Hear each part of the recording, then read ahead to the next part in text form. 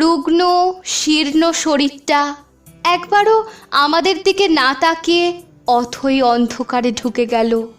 আমরা উদ্গ্রীব ছিলাম, ছায়ায় যাওয়ার ঠিক আগে তিনি ঘুরবেন, দেখবেন আমাদের দিকে চেনা দৃষ্টিতে, হয়তোবা হাতও নাড়বেন। তারপরেই ডিরেক্টর বলবেন কাট, আর সেই গুড বাই ফ্রিজশট বুকে করে আমরা বাড়ি ফিরে আসব।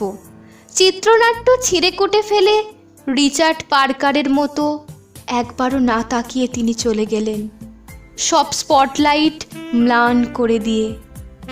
ইরফান, প্রিয় ইরফান, এইবারে হলে যাব কোন আশা নিয়ে?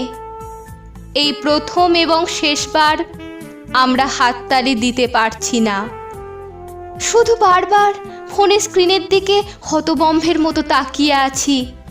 মনে অলিক আশা, এই আপনি ফিরে এসে বলবেন, আপ লোক সাজমান লিয়া থা কেয়া? মানব না, মানছি না।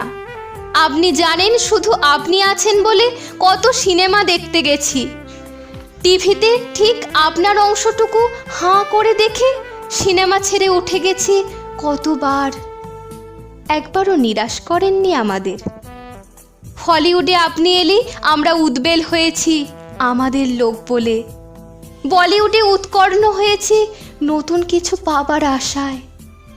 ইরফান, প্রিয় ইরফান, অতই সহজে কি আমাদের ছেড়ে চলে যাওয়া যায়?